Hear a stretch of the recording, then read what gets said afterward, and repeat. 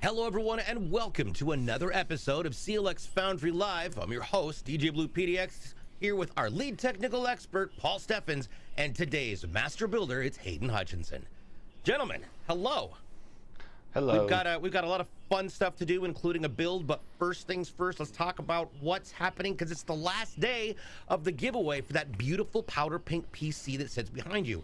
We've given out dozens upon dozens of codes, each worth 100 entries in everywhere from our Discord at CLX at discord.gg/CLX Gaming, our Twitter, our YouTube, and our TikToks. Like I've given that on my channel, so there's so many different entries and so many people who picked these up, and it's kind of awesome. So with that being said, today is your last chance. That's going to end tonight. We're going to be pulling the winner at some point soon after that, during business hours, and then we will do something different for March. That being said, gentlemen, we've got a unique build today. Who is this for? So this is for Hayden. Now this is for us to be testing. We've got some brand new stuff to show off today, so we're really excited. Yeah. And of course, if you have any questions about the things we talk about, the processes, or just general questions about assembling PCs, don't hesitate to ask. That's what we're here for. Well, technically, that's what they're here for. I'm here to simply talk.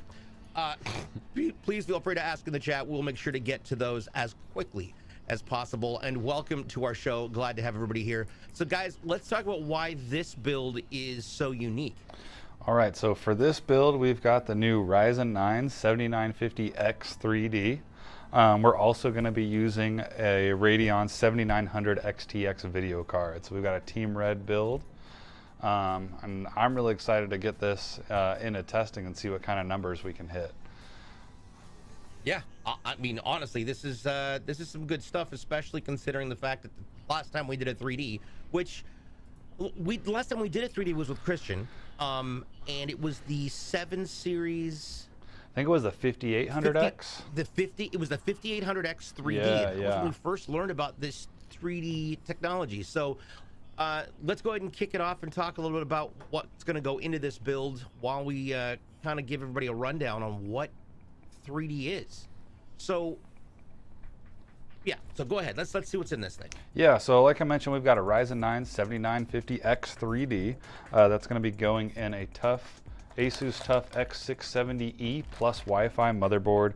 We got 32 gigs of DDR5, 5600 speed memory, Samsung 1TB 980 for M.2, a 4TB storage drive, all being powered by a 1000-watt EVGA G5, and this is all going to be going in a Lian O11 Dynamic Evo. Nice. So yeah. All right. So as we get this started, do we want to start talking about let's talk about the processor a little bit, just to kind of get that out of the way, which is incredible. So a little while back, AMD came out with their first X3D design, like for processors, which honestly, it took Paul and I a good 45 minutes to figure out exactly what they were talking about. We researched and studied it, and to see that they've come back, well, now they have boosted this up even farther. This is it's a Ryzen 9 instead of a 7. It's a 7950X 3D. Now that means it's unlocked, but it also has some unique features. First of all, what can you tell us about this processor, Paul?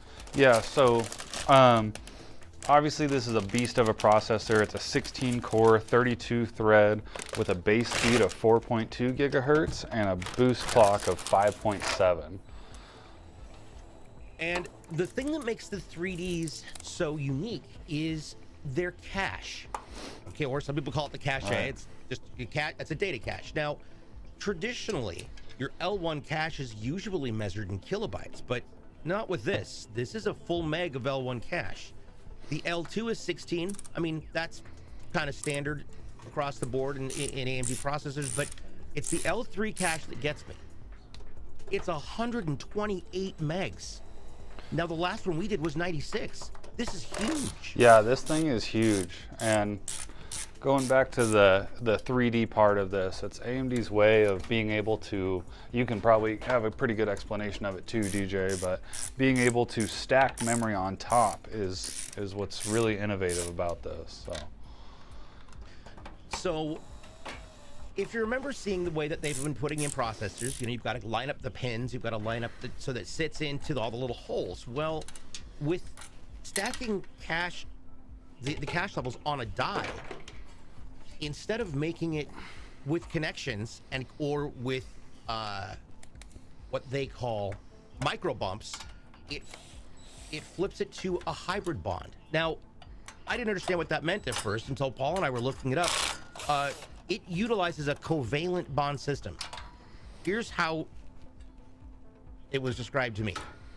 You know how if you get two brand new $1 bills and you have to really work to get them apart, that perfection between the two bills is called a covalent bond. You have to have them perfectly aligned and they have to be perfectly the same shape. But once they stick together, it's physics. Apparently a Dutch physicist discovered this, and that's why it works like this. But if you have the connections as a touching point, you remove that need for any connectors in between, as tiny and microscopic as they are, which is wild to me.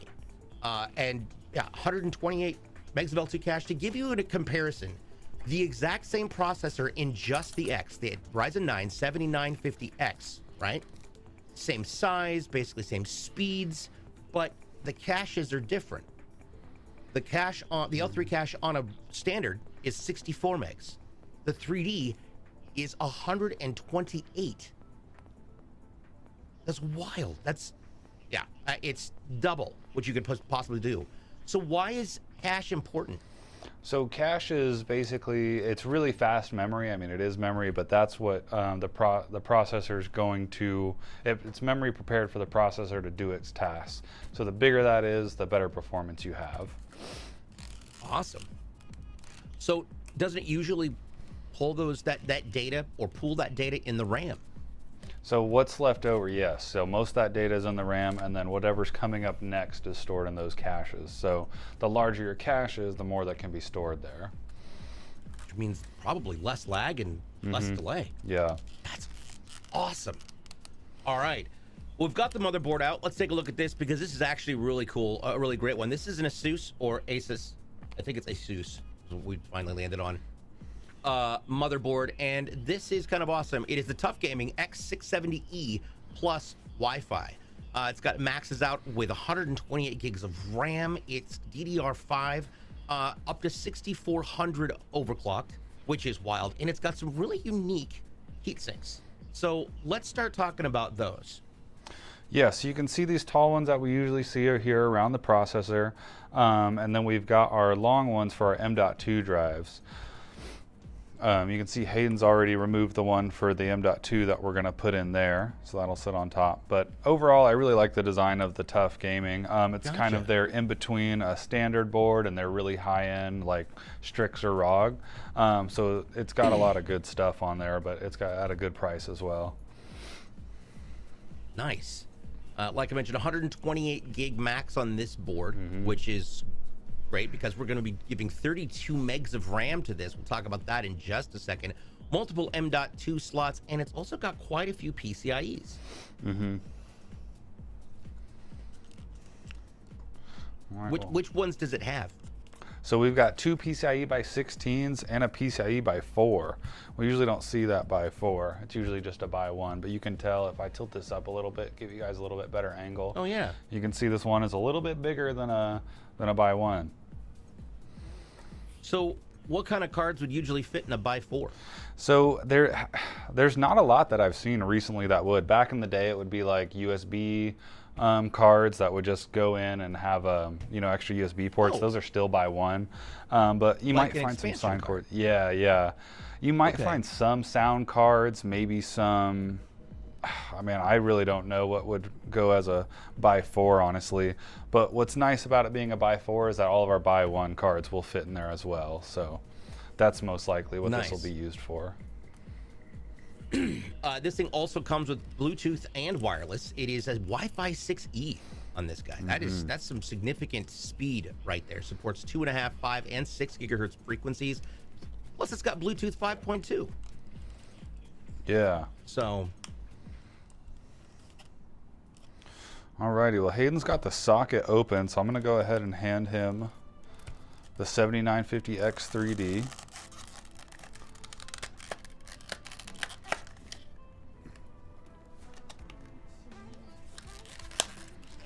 Okay. And obviously what we're looking for here is there's an arrow right here. You can kind of see it on this shot. Go ahead, Hayden. There's an arrow on the processor. You can definitely see that arrow in the top left. And now that it's in, I'm gonna just rotate this up, try to deflect this glare. It's hard to see, but there's an arrow right here. That's what we're lining up. Then there's 2 keys on the top and bottom that we're making sure are in. So we've got that processor in there. We'll go ahead and bring the cover down, and then you'll see this black piece pop off once it gets locked in. And there we go. It's so wild CPU that mounted. so much can be done with something so small. Mm-hmm. It really is. Yeah. And if you're just joining us, welcome everybody. Yeah, and as Easy Tunes points out, and I definitely want to make sure that I read this because it's important. Cache is huge because the fastest path for data to be fed to the processor, it's the fastest path for data to be fed to the processor. L3 cache is shared by all the cores and can usually be 2 times or more the speed of the RAM. That's impressive. That's a lot of good stuff right there. Yeah, it is. Yeah, cache is really important, and it is just really fast. All right, so now we've got the motherboard going in as you're putting together that CLX Quench 360 AIO liquid cooler that's going to be going on this bad boy.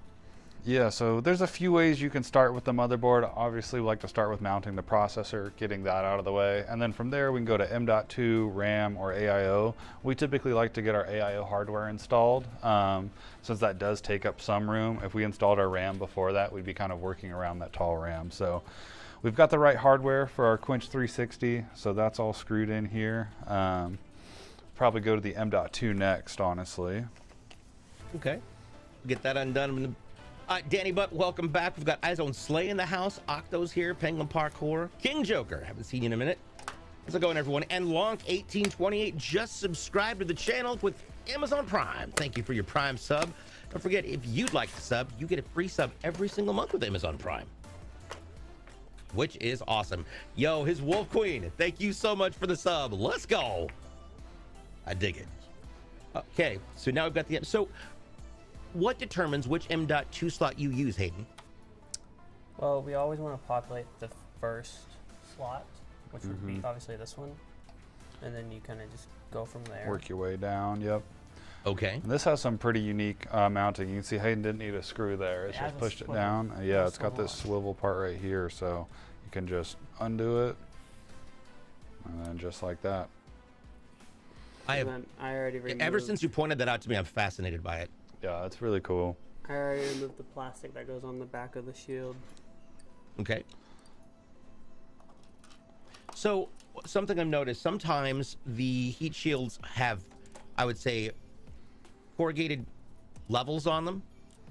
Kind of like the IO shield, you know, you've got the little slots, and some of them are just flat. Yeah. Is there a major difference in there? So you start seeing the slats the taller they go. So obviously it's a chunk of metal that's used to absorb the heat, and then our case fans will blow air over it and take that heat away. Now once they get taller, just having a tall stack of metal on there's not really going to get heat through it like you want. So that's when you start seeing the fins cut into them that you can see on these heat sinks. And that allows the heat to spread throughout those fins easily, and then also lets the air take the heat away easily. Morch, by the way, welcome to the channel. Morch, glad to have you here. Morch says, I was able to order a 7950X 3D. It's a complete upgrade from my actual setup, an i7 4790K. Could you guys test the 7950X 3D in the game Rust? What kind of testing do you do on processors, especially with test builds? Yeah, so for this, we'll definitely run it through our benchmarking software like we do with pretty much every machine here. But I like to actually get into some of the AAA games, some regular games, try to find games that are CPU intensive to test it. So I know the first game I'm gonna hop into is Overwatch. We'll probably play some COD on it. And I don't know what else after that, but we could definitely test Rust, yep. For sure. Nice. Absolutely. Way to go. All right, what's up next? Okay, so we got our M.2 installed. We're gonna go ahead and mount our AIO since the hardware's in there.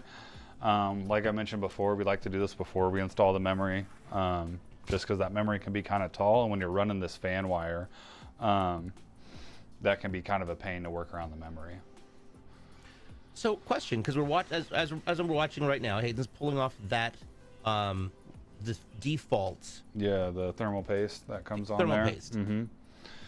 I don't know why I almost want to call it toothpaste, but it's not. Now, is there a different way to apply this? Is the way that you apply thermal paste the same on every type of processor? You can do it a few different ways. 99% of the time I do it all the same way. I do a P-size drop. If you're really wanting to get performance, or if we're doing an open loop, we'll use a thermal paste spreader. Spread it thinly, yeah, we'll spread it thinly to make sure we get a real nice even coat. But for something like this, we're just gonna do the P-size drop on there. And then put this on here. Now we wiped off this thermal paste that was on this cooler. Most AIOs will either come with thermal paste pre-applied on the cooler or give you a small tube of it to use. We're wiping that off because we're obviously gonna I wanna push this thing pretty hard. So we're using some Arctic Silver 5 for our thermal paste. This is really good thermal paste, just to get a better heat transfer on that. Now, when it comes to thermal paste, there's actually things you can do when ordering a PC that will up that advantage of the kind of thermal paste that you have. Mm-hmm. Yeah, so we offer an upgraded thermal paste that you can use, or you can choose for your system. We do also offer overclocking on the CPU and GPU. So if you're gonna do overclocking on your CPU, I highly recommend upgrading that thermal paste. That's just gonna get you a better overclock overall. Absolutely. Mm-hmm. So speaking of overclocks, how fast can this processor go? So this thing stock can boost up to 5.7. Its base is 4.2. And that's where we're going to test it at.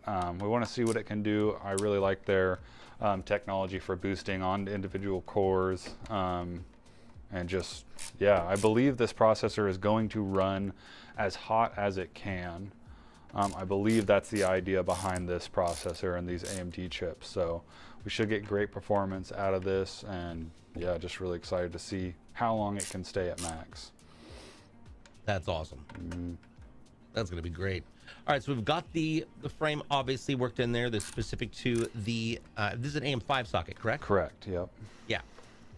And of course, each processor has its own style or design depending on that mount. So is that what sockets mean? It's just what you need as a shape in order to plug in the processor series of that nature? Yeah, so your socket is going to refer to that actual what we put the processor into. That is the processor socket, and that's also going to be designated. This one's AM5. Obviously, there's AM4. On the Intel side, there's 1700, 1200, 115X. So that's what that's referring to. Gotcha. Mm-hmm. I'm digging the frame on this one because I know that this board also has LEDs on it, which is going to be great. By the way, thanks, chat. We just hit a hype zone, and that's awesome. Oh, Plus, Lady Slushy with another Prime. Let's go. It's subscriber day here at CLX. I dig it. All right. Up next, what are we doing? RAM. All right, so we're going to get to the RAM next. Okay, now these are two 16 gig sticks of GSkill DDR5 5600. Now that's 32 gigs of RAM. Mm-hmm. Yep. And it's pretty darn fast. Fast, yeah. I would guess that this 5600 RAM on top of the 128 meg L3 cache is going to make this really speedy and efficient. Yeah. Yeah, this DDR5 is just really nuts, honestly. It's crazy how fast it's becoming. one thing I do like about this board is you've got 2 different colors on the RAM slots. You've got your grays and you've got your blacks, which is good because then you know for sure you got to either choose one or the other. And for those who aren't familiar with it, how do you know which channels to put these into? So if you're not sure on which channels to install your memory, you always want to look at your motherboard manual. Always go to the manual. Now, 99% of the time, if you've got 4 slots open on your board and you're using 2 sticks, you're going to use 2 and 4. So it's a pretty safe bet. I mean, we've done this a whole bunch of times, so we know where it goes. But if you're not sure, definitely look at your motherboard manual. It'll tell you if you got a 2-stick configuration, if you got 1 stick, you know, it'll tell you how to install it. Some boards have like a star. Yeah, some will have a star. Oh. Now, there should be, most boards too, if you look down there next to your RAM slots, there's sometimes there'll be some printing that'll show you, you know, what to use. Some lettering. You can see it down here. I don't know, I doubt we're going to be able to get it on camera. It's so small.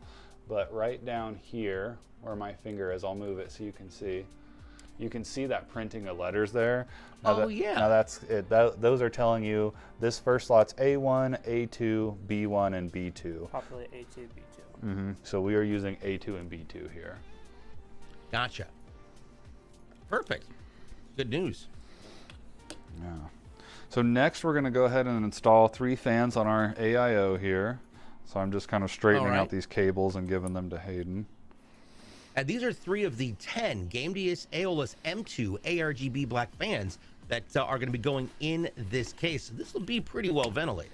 Yeah, this case is going to have a lot of airflow. Now, like I mentioned before, this is the O11 Dynamic, so this is still a full ATX case, but it is a little smaller than the XLs that you usually see us build. But we can still fit 10 fans in it. Which is awesome. And just for anybody who's unfamiliar with the way that these fans are going on, Paul, can you tell us a little bit about what way the air is that you want to flow through and how these are utilized? Yeah, so you always, the preferred method of mounting fans to a radiator is to be pushing air through. There's 2 ways you can do. You can do a push method or a pull method, and then if you've got room in your case and you want to go nuts, you can do a push-pull, which would be fans on both sides.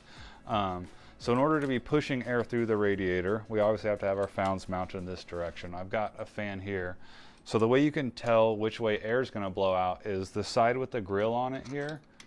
That's got these. This is the side air is going to come out of. So if you're looking at your fan and it looks like this, just a regular fan, no coverings, this is where the air is going to go in. It's going to pull air in this way and push it out. Used to be there would be printed arrows on the sides of fans here that would have, you know, an arrow pointing the direction the air was going and then another arrow pointing the way the fan spun. But now it's pretty much common knowledge. Wherever the fan grill is, that's where the air is going to be coming out of. Gotcha. Easy Tunes in chat answering some really great questions with some really great explanations as well. Gary Snakes, hello. Welcome to the channel. How are you? Don't forget, if you have questions, you are always more than welcome to ask them in chat. We will get to them as quickly as possible. There's another place you can also go, and that is our Discord. We have our own CLX Discord at discord.gg/CLX Gaming, where you can pop in and talk about everything from performance to gaming or even ask questions. And it's all right there on Discord. Gary's asking what we're giving away. We're giving away a powder pink themed PC for the month of February. It is an absolute monster build, which I love. Plus, it's got a custom keyboard from, oh gosh, Glorious Gaming donated a custom keyboard with its own colors to match that. You can see it behind the guys right there. There it is. Beautiful Just behind keyboard. We built that on stream. I struggled a little bit with the keycaps, but we made it there. So big thank you to Glorious for that. HyperX also provided the memory in M.2 in there. So thank you to them, and Fantex for the case. Nice, absolutely. For those of you in the Boston area, we will be jumping over to PAX East coming up here the weekend of the 22nd of March. So if you want to say hi, definitely catch us. You can see us wearing amazing jackets like this. Or just look for my bald head reflecting light off of the ceiling. Yeah, definitely come That say also hi to works. us if you're there. We'd love to meet everybody. All right. All right, so we've What got do our we got motherboard next? built now, processors installed, AIOs installed with fans mounted, our M.2's in, our memory's in. So next up is going to be the case. I guess, Hayden, if you want to slide that board over to the left, I'll put this case here. Now, I've pretty much prepped this case. We've got all the panels taken off. How we like to mount the motherboard is obviously laying the case down, and we'll put it in. So this board does come with our IO shield pre-installed, which we love. I wish every motherboard did that, so we don't have to worry about bending tabs and lining up the IO shield. So I'll let Hayden go ahead and start mounting this. Now, this case, Lian does a really unique thing with their cases lately. You've seen it on the XL builds, and it's usually what I call a 2/3 depth. This is what I would say is probably about the same. Yeah, I'd say it's about the same. Because you've got a reduced width of the case itself. This, as you can see, the board doesn't sit all the way on the back of the case. There's space in between there. Paul, why is that? Yeah, so we've got this space in between here for a few reasons. So one, this just gives the case a really clean look. And two, it's going to allow, our power supply is going to be mounted right here in this hole, and our storage drive is going to be mounted in here. So the heat that's going to come from these, it's going to get fresh air in from the back and blow it out this way. So none of that heat's going to get in the main portion of the case. This case does have a nice cable management channel in the middle, in the back, with a cover that goes over it. Cool. So it just really provides a really clean look with some good functionality for airflow as well. Now, I see that Hayden's screwing things in on all the holes that look like they have a silver line around them. Yeah, so that's how you know where where the motherboard mounting screws go. So your motherboard sits on top of these standoffs that are in there already. And these are the screws going into those standoffs. And really, sometimes you'll see some holes in your motherboard for whatever manufacturing reason that can look like motherboard mounting holes. But yeah, the quickest way to tell is that silver that you see around them. Yeah. And what that does is it's a grounding point for each of those screws. Penguin Parkour, to answer your question, we are here every Tuesday and Thursday starting at 11 a.m. Pacific, it's 2 Eastern, for the show, and that is when we will always be around. So, yes, we will announce the winner on Thursday. Super excited to see who wins this big pink machine because it is fully themed out. It's all sorts of rad. Now, I can kind of see through the bottom of where that is, or is it the back side? Is that a vent I see on the top? Yeah, of the case? Talking about up here? Actually, I was talking about right up there next to Hayden's chest. Oh yeah, so this is where our main intake is going to be. This is the bottom of the case. So like the XL that you usually see us build, this tray does come out. It's a little bit different than the XL, but this tray will come out and we'll mount our fans there.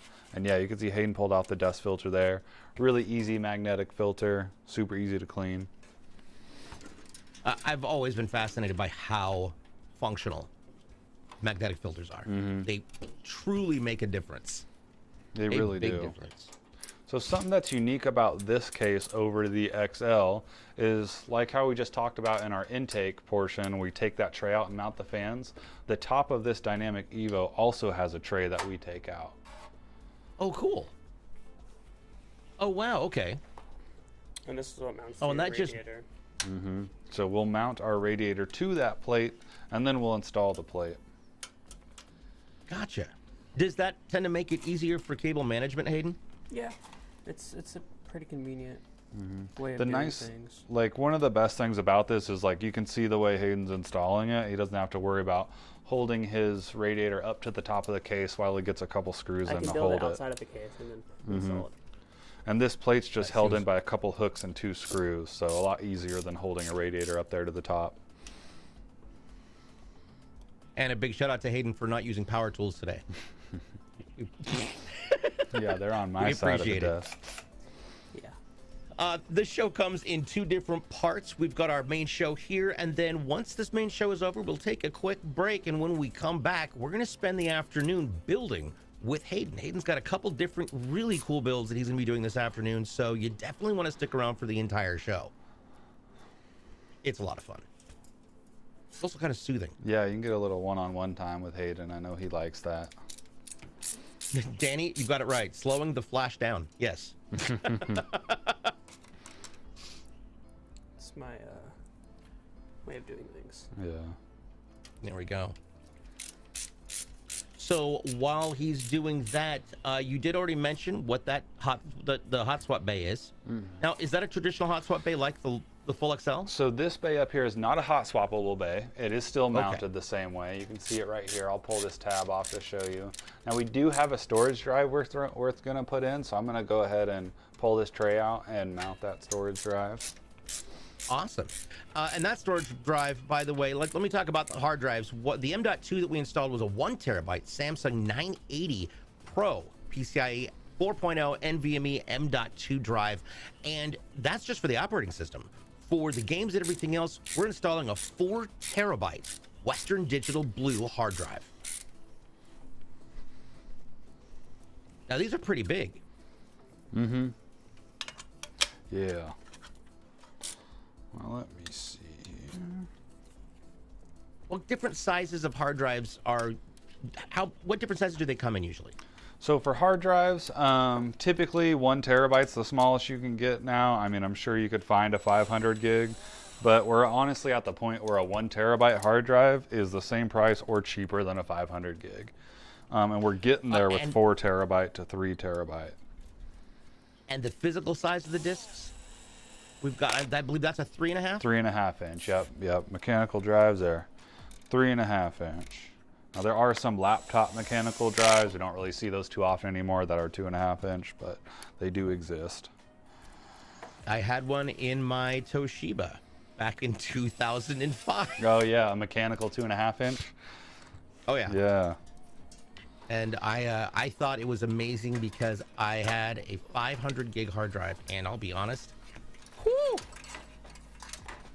yeah, I thought I was a pimp. 5 seconds. 500 gigs is a lot. I've seen, so we've got some, we can, every now and then we come across some like really old hardware in the back, and I've come across like a 24 gig mechanical hard drive. Oh God, yeah. It's just like, dang man, 24 gigs. Yep. Doc says he has one on his office shelf as a knickknack. That's a good paperweight.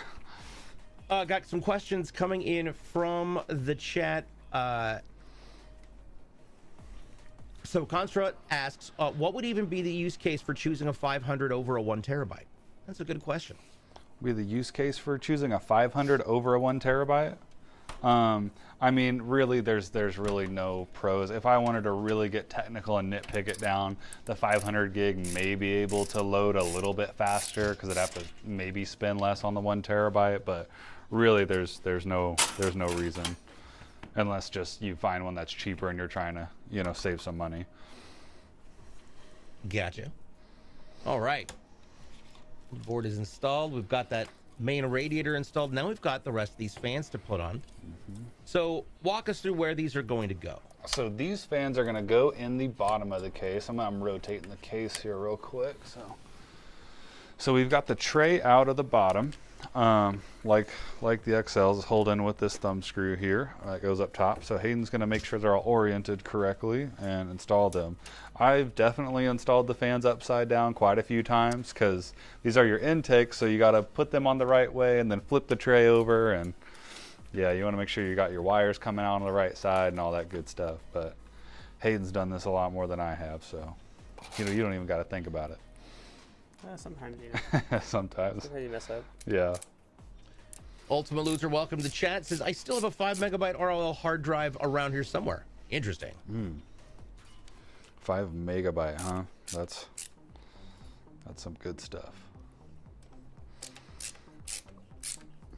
Yep, it's interesting to take a look at things like we've mentioned this before, especially when you think of SD card technology, solid state technology. Back when it was first coming out, it was just mind-boggling and revolutionary. Not something you saw often in the beginning, but something everybody wanted. Yeah, I feel like the first thing I really saw those on was like digital cameras. You know, when those were coming out, you'd have to get like, you know, whatever SD card it was, or, you know. I thought I thought having a 1 gig card was amazing. No. Yeah. Now I've got a terabyte micro SD card, which is hilarious because it's tiny. Yeah, it is. It's kind of crazy that you can get a 1 terabyte on there.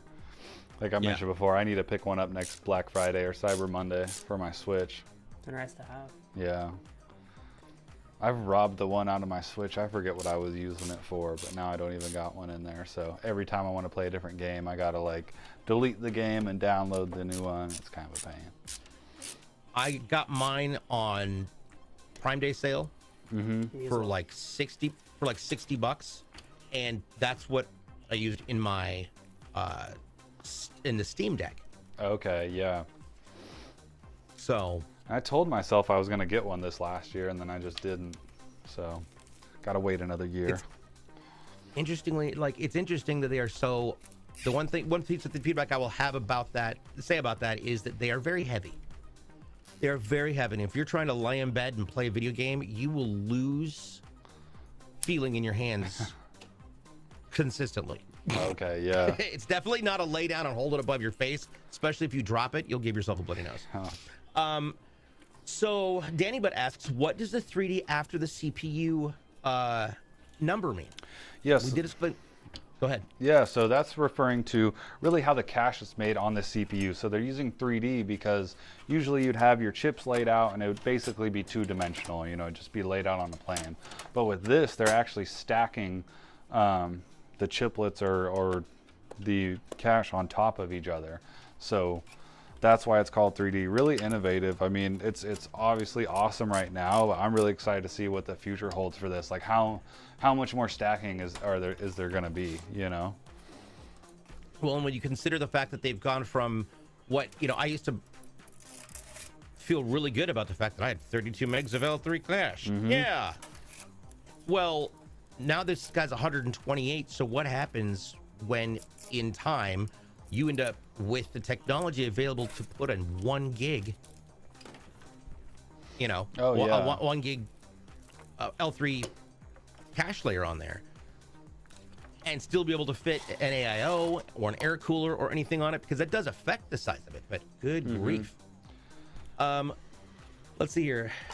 Consort asks, do you ever worry about manufacturers though? I heard, and this was a while ago if I remember correctly, but some manufacturers had spyware installed on hard drive firmware. Yeah, that's honestly not something I worry about too much. Yeah. Maybe if you were buying some like weird brand you never heard of from like a, you know, gray market stuff, then yeah, maybe. But with the brands we use, no, I'm not worried about it.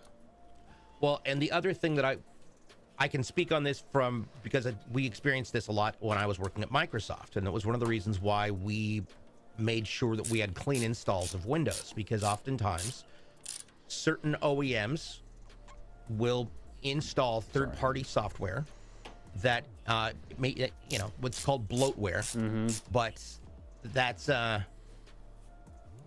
that's why that's one of the reasons why I really like CLX, because it's just a straight operating system. I was gonna say I'm obviously not a salesperson, but when someone asks me like why should I buy, you know, a CLX PC, that's like one of the first points that comes to mind. You know, if you buy a system somewhere, you know, I'm not gonna name any names, but you boot up your system and you've got 5 different programs with 10 different search bars and all this stuff, you know, and yeah, it's bloatware. It's bloating up your machine, and you don't get any of 3 different antiviruses. You're like, wait, what? You get a totally clean install. We have a few games, you know, you can pick out. We'll obviously download those if you want, but it's a totally clean install with none of that stuff on there. And that's one thing we are really proud of, honestly. Agreed. It's Charlie says, happy to watch you guys do a build on Twitch. Bought 3 PCs from you guys, no complaints. Oh, dude, congratulations. Awesome. Yeah. That's awesome. Thank you, Charlie. Yeah, seriously, that's great. We're glad that you bought our machines and haven't had any issues. That's awesome. Yeah. And to give you an example, Danny, if the difference between the standard 7950X and the 7950X 3D, the X has 64 megs of L3 cache. The X3D has 128 megs, so twice as much. Let's see here. We've got Uchu. Hi. Would love a CLX machine. Absolutely agree. And you know what? You may, if you've entered the giveaway. And if you guys want to know more, type !give pink to find out how you can get involved in this giveaway. You've only got till the end of the day. It's gonna be rad. Contra says, I feel like I heard in relation to Black Friday sales, it's what made the whole thing come to mind when you guys mentioned the deals.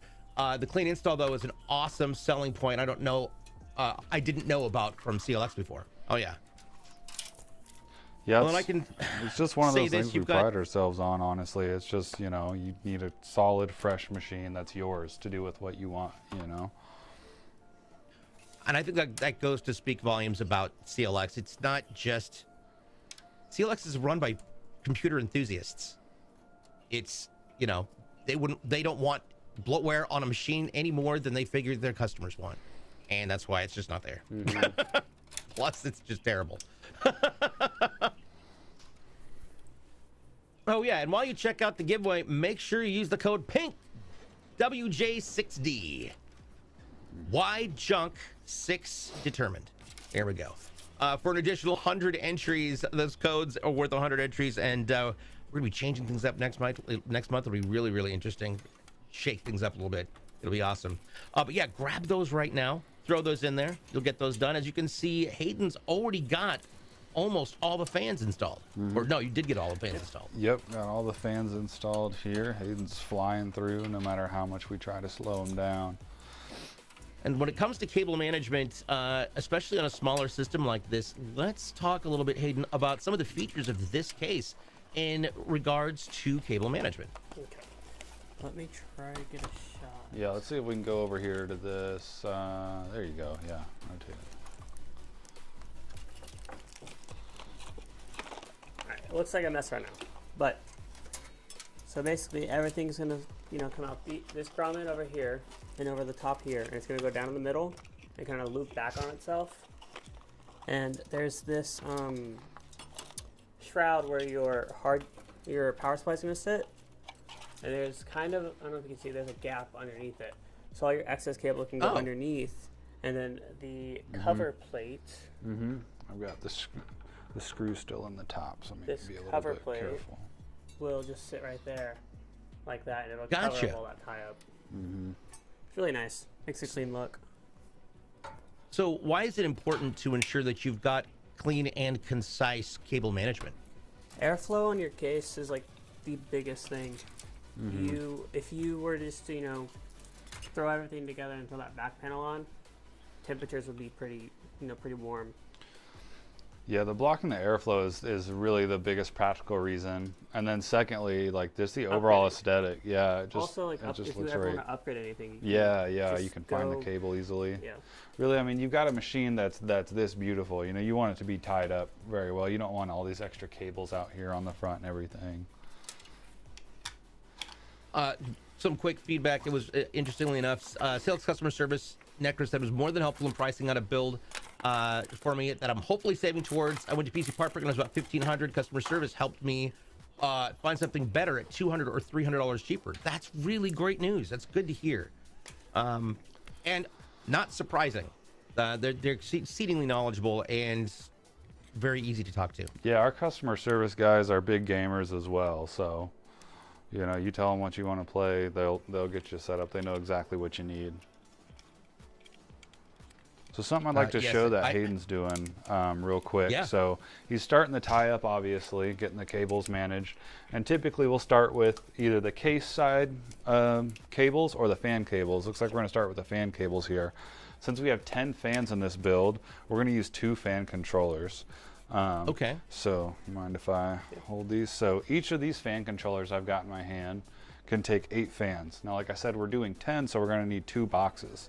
And these fan controllers come with a cable that will let you daisy chain another box into it. So we're going to have 8 fans on one and 2 fans on the other. And then all the RGB from the entire PC will be synced. Yep, all the RGB will be synced with one remote. Hand those back.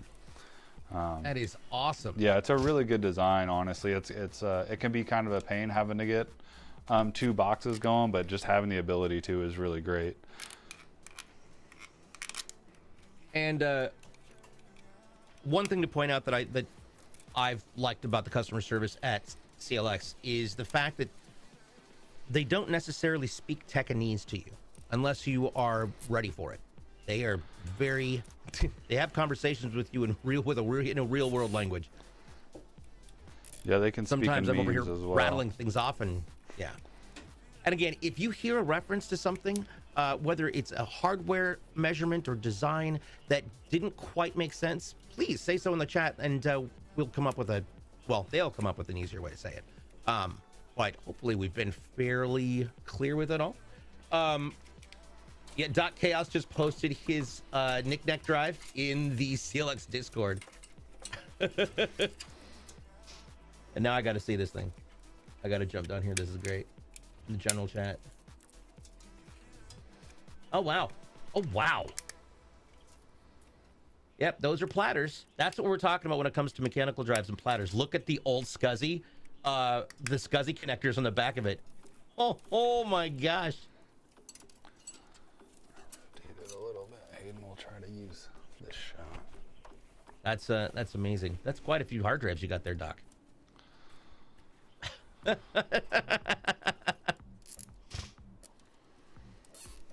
Okay. So what up, Carly? How are you doing? Welcome to the show. Coming in next, we've got Danny Butt asks, what would you prefer, a gaming laptop or a desktop? Personally, I would love a desktop all the way, because it's not that often that I'm gonna game when I'm traveling. Just because I'm usually traveling for an event and I don't really have time to just sit down and game. But everybody's different though. Yeah, I definitely would prefer a desktop. Get a bigger, usually get a bigger screen that way. That's my biggest reason. But I did buy a gaming. I took all my graduation money from high school and spent it all on a gaming laptop so that I could play classic WoW in my reclining couch. That was not a good investment of money, but it was a good time. I remember when I got my MacBook Pro for college, and it had a process. It had, you know, the other processor in it, and I tried to install a game on it. That thing went from 0 to, oh my god, it's melting so quickly. Yeah. It blew my mind, and that was just, it was old. And that was, you know, back in 2015, 14, mid 2014. Yeah. But again, the ability to customize and to create something that is going to be perfect for you is one of the things that I love about, you know, about doing this and what the options are. Yeah, and once you get into a desktop, like once you've got that initial cost and the build, it's so much cheaper and easier to upgrade. Yeah. Upgrading a laptop's so awkward. Yeah, upgrading a laptop can be pretty awkward. Sometimes, you know, you could just maybe upgrade the memory or the storage. Sometimes not. Just depends on the design of the laptop. Easy Tube says, welcome to the gaming industry, where the more involved we are, the less we have time to game. Exactly. You know, and since we're talking about laptops and desktops, I want to talk a little bit about what makes it so easy to find the right build for you. At CLXgaming.com, we make sure it's a simple and easy and understandable process to build the right PC to meet your needs for your stream, for work, or just for casual goofing around.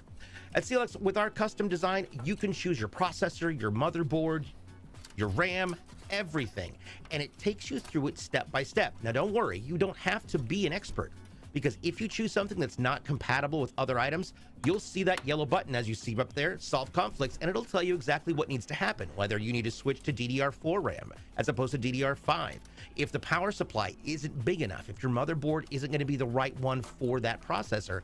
All of this is done right there, and it helps you get all the way through to the end. And if you have questions about it, don't worry, there's a chat button in the bottom, and you can get a hold of one of our customer service individuals to help you finalize your choice.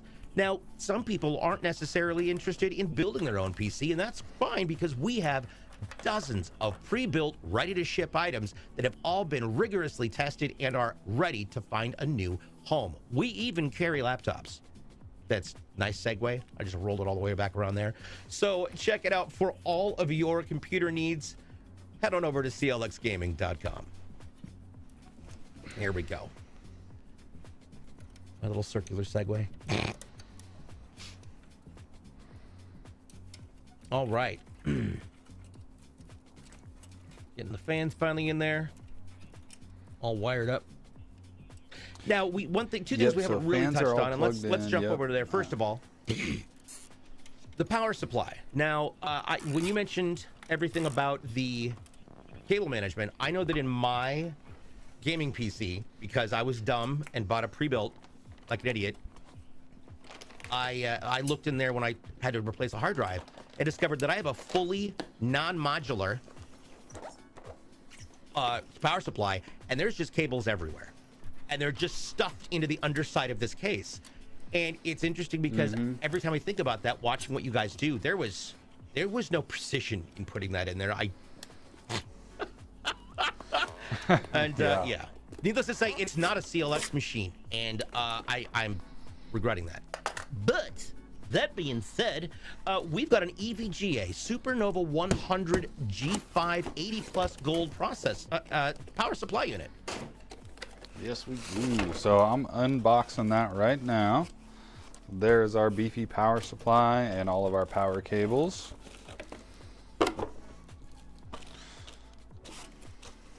Now, as you can see, there's no cables attached to that one, so I believe that's a modular. Correct, yeah. So this is a fully modular power supply, which means that no cables come pre-soldered in. So you can see as Hayden's getting this out right now, this top part is where all of our cables will plug in. Now there are non-modular power supplies and semi-modular. Non-modular would be all these cables for the power supply would be soldered into it, hanging out, and you just plug in what you need and bundle and tie up what you didn't. And then there's semi-modular, where it's usually got your 24-pin, an 8-pin CPU header, usually an 8-pin for video card, sometimes 2, just depending on the power supply. And then the rest of the cables are modular, where they've got ports. We always prefer doing a fully modular design. This allows us to just only use the cables that we're going to need for this build, so it's less cables clogging up the system, and then we include these cables when we ship the system as well, in case you ever upgrade and need an extra SATA for a hard drive, or another video card connection. Misty Meow, welcome to the show. Asked if there will be any holiday sales coming up, or they announced the time of launch. They are typically announced as they go live. And also mentioned that I love my CLX. I'm going to get another one. Laugh out loud, thanks. And that's great. We're so glad that you're enjoying your PC. We can't wait to get you another one. Yeah, that's great to hear. We love hearing that. Grim, it was great having you, and best of luck in the drawing tonight.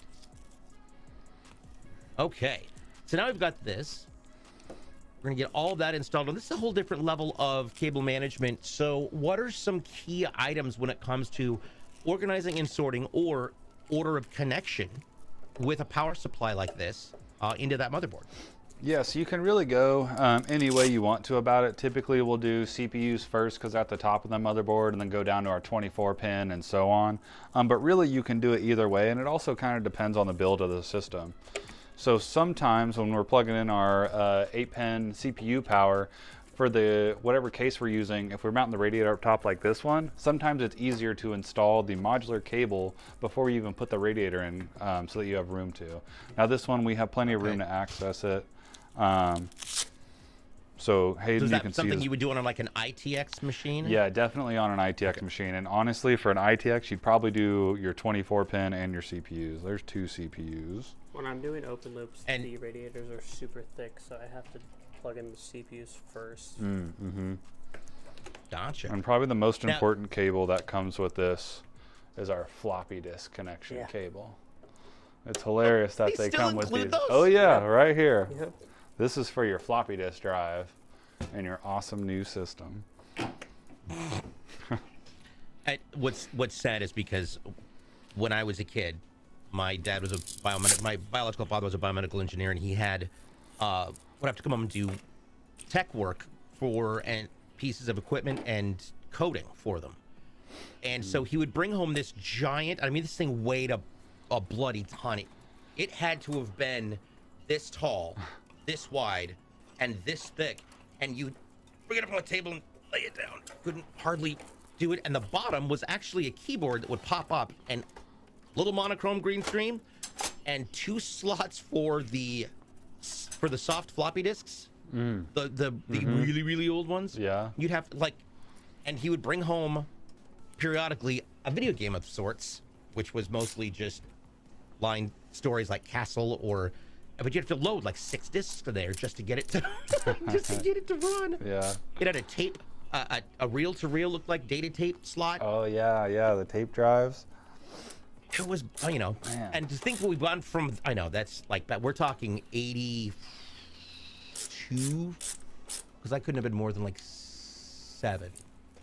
So I think it was like right. It was in the early 80s, right about there. And of course now, this phone has more processing power than every computer that I owned between 1882 and the year 2000. Right. All of them combined. Ken Sensu says we had a TRS 80 model in 1981. Yes, those were awesome, and worth quite a bit of money now. If you have one that's still functioning, those are classics. Yeah, TRS 80s. I loved. And if you've ever read the book Ready Player One, they talk a lot about older generation gaming, which is really cool when they get into the details of like the TRS 80s, and then some of the models that continue to follow after that. And I was fascinated because I thought I was the only one who remembered it. I'm not gonna lie, I did not know that was a book, but it was a good movie. Book. And Yeah. there's a second Oh, book, it was a and now book. there's gonna be a It was a second book. Really? Yeah. I loved the movie. The movie's amazing. I was like, this is the future for sure. Of all the books I've ever read on my stream, because I used to do book reading regularly, that is the one that I get asked to read again over and over the most. And what's interesting about that book, the reason why and if I highly recommend reading the book is similar but very different than the movie for a reason, because they didn't want to remake the book entirely. Plus, there was also a lot of licensing things, but that way it was a different storyline, but the same story. And it's wildly cool how they managed to wrap it around and make it different, so that you got the same sense that you're in the same universe, but the story's told just a little bit differently. And it's a fascinating look into the, kind of the cornerstones and origins of gaming, both console and PC. It's wild. So, yeah, if you haven't had a chance to read that book, Ready Player One, I keep a copy of it here on my desk, just because if I'm ever stuck, I'll just start reading it. But yeah, it is the book that got me back into reading. I was not a big reader, and I think after I had my knee surgery and I couldn't walk, my friend brought me over this book. He's like, here, check this out. I read it and then read it again, and that kind of got me started reading regularly. Yeah, so, which is fun. Yeah, Speaking of spurts of reading, but I'll definitely have to pick that up. Oh yeah, definitely do. I also, another good series is the Hunger Games trilogy. That's great. Oh yeah. That is dark, but incredibly well written. Incredibly well written. All right, so the other thing that we haven't really touched on that I kind of want to discuss, because this is a big bad boy. This is the AMD Radeon RX 7900 XTX graphics card. Yeah, so this is my first time, I believe, installing this. I think I've done a 7900 XT, but not the XTX. So Yeah, I didn't know an XTX was a thing. Yeah, so this is like the hyped up, the more powerful version of the XT. So I've got it right here. Just first thoughts on this. I love the size of this card, and this thing is heavy. This thing is a lot heavier than, some of the other cards that we've done that have been a lot bigger, honestly. And the other thing I love just looking at this is it's 2 8-pin power connectors right here on the card. I love seeing that. Yeah. This is a 24 gig card. And man, I bet this thing runs great. It is surprisingly heavy. I wish I could hand it to you. Just hand it to the camera. Hand it through the internet. I went to blow up my screen and accidentally left the call and jumped back in. I'm glad that worked out so well. Thank you, vMix. You are awesome. So while Hayden's working on that in the background, we've talked about this before, but I'm wondering if it's the same kind of build and process on the Radeons when it comes to graphics card construction. Yeah, it is. So pretty much same design. Now, obviously, I really like the cooler that they've themselves put on this thing. The backplate is like, it forms to the cooler really nice. It looks solid. The design of it is really good. So on the end, because it looks like, at least on the website, can we see the port end? Yeah, so we've got, you can see here, we've got one HDMI. There on the matte far black left. is awesome. It really is. 2 display ports and then a Type-C connection in the middle there. I'm glad they're bringing back the Type-Cs. I really hope we start seeing that more regularly, or at least see monitors that are capable of taking Type-C as an input. Yeah. So, interesting. Beautiful card, though. Absolutely incredible. That's going to be installed on this board here in a few. While we're doing that, do you want to take a second and show everybody the disassembled or deconstructed graphics card? Yeah, I wasn't sure if I had it up here, but I do. So, what I've got here is our nice example card. If you've watched the show before, you've seen this. This is our 1050 Ti that is dead and out of warranty, so I get to take it apart and break it even further. So what I like doing with this card is showing you what really goes into a video card and what it's actually made up of. Now, the design of this Radeon card, going back to it, it's great. We can't even see our PCB here at the top. So if I turn it around, you can see that orange line there. That is our PCB. Now, what's interesting about this is it does run the full length of the card. What we've been seeing now is a shorter PCB with this open area to help cooling. But this one extends all the way, which honestly I like for the aesthetic of the card. So why I show that, though, is our 1050 Ti here. This is our PCB you can see right here. Now, if we unscrew our cooler, this is all that a video card is. This thin card. You can see our GPU right here. Our memory chips are on the side. So if I were to take this video card apart here, it would be the same width as this. It obviously would be a little longer, but it would look just like this with some different surface mount components on there. So I really like showing this because it's always kind of mind-blowing to me to see, like, this is your video card, this really thin piece right here, and everything else is just dealing with the heat that it produces. Yeah, absolutely agree. And it's interesting because there is, on their site, they've got, different breakdowns and look and appearances for how these cards are built and designed. And it's wild to see all of the different pieces, the memory, I would say modules. Mm-hmm. Yeah. That go in chips, there for modules, yeah. For a 24 gig, that's wild. Mm-hmm. So, yes, we may have possibly, potentially, perhaps dropped a code already today. Possibly. More than likely, in theory. And I would say it off the top of my head if I remembered it. But I couldn't even remember my hair this morning. So, there we go. All right, so now we've got that power supply unit in there. As you can see, it's going to pull that air in through the back and push it out the side underneath the hard drive so you don't have any excess heat. But we've also got these back 3 fans that are on the rear of it that you can see right there that Hayden installed. How does that work with regards to intake versus outtake, Hayden? Well, all of your air is going to be pushing in and cycling through the case with that back panel on. So that'll help draw in air through the panel filters. Yes. Mm-hmm.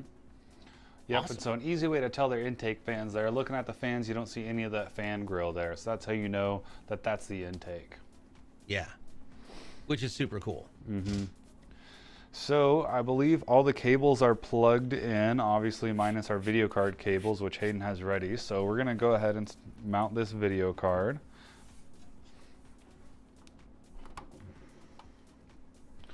Now, do you prefer a lateral or prefer to lay it down or have it on its feet when you're installing this? So it really depends on the size of the card. Now this is a heavy card. However, the size of it makes it easy to manage. So I believe Hayden's going to go in just like this, right? Yep. will we need an anti-sag bracket? For this one, we won't.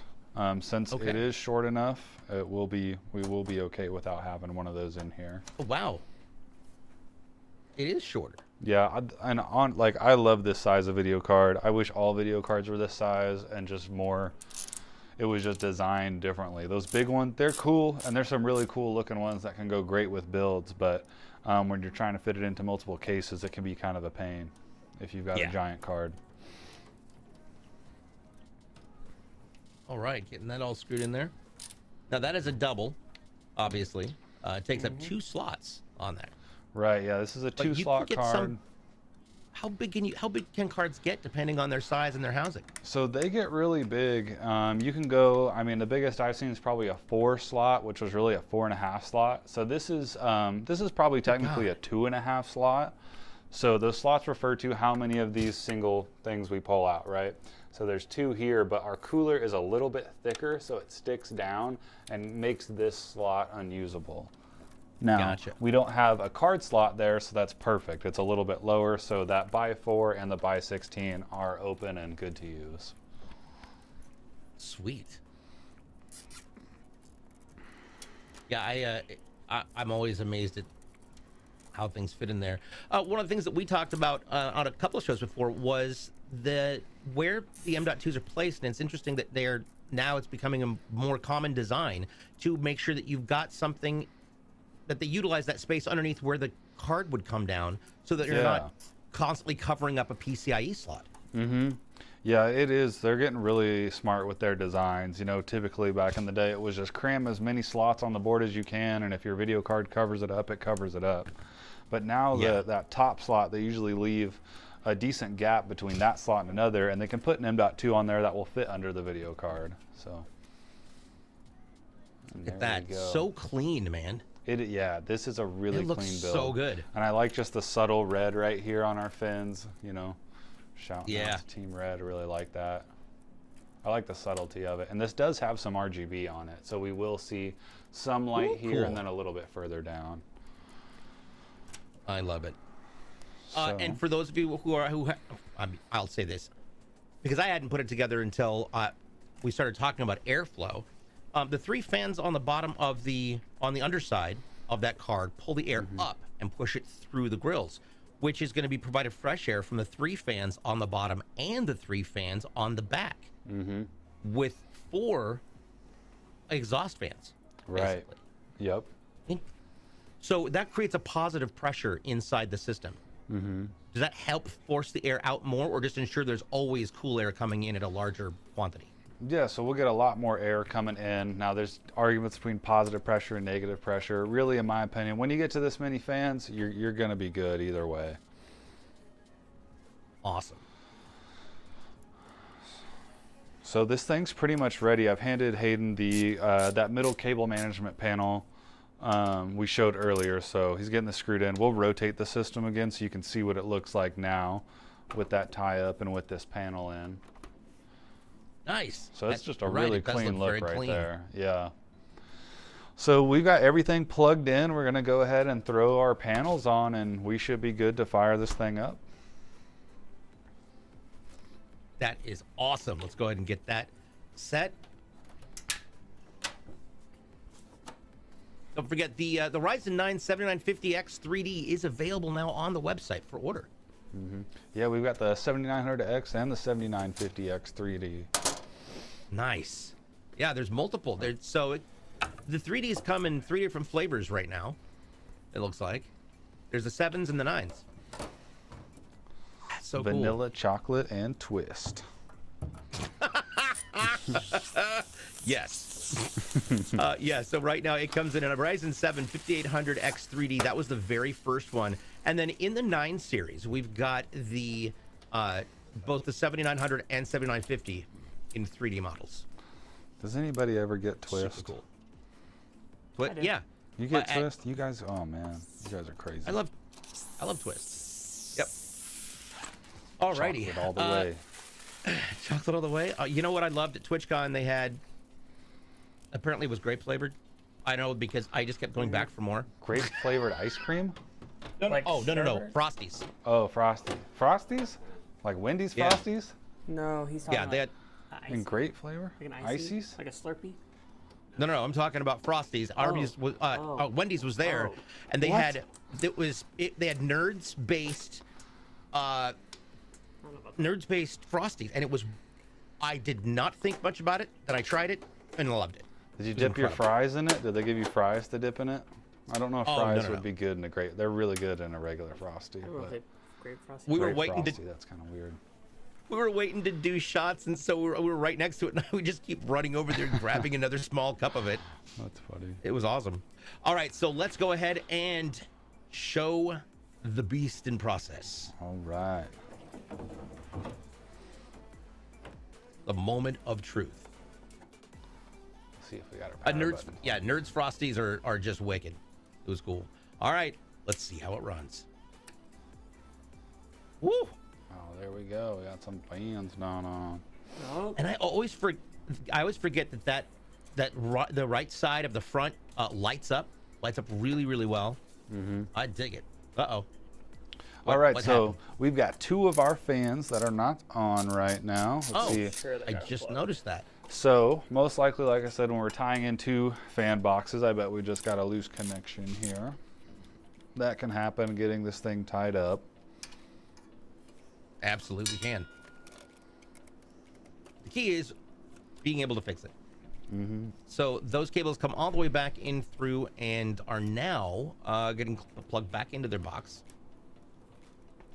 which should be fine.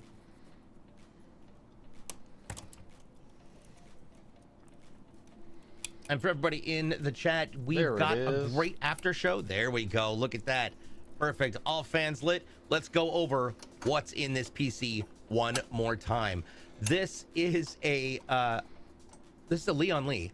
Yes. Mm-hmm. Sorry, I just lost where the case was. This thing it is the Lian Lee. We've got 10 AMD AEOLUS M.2 RGB fans.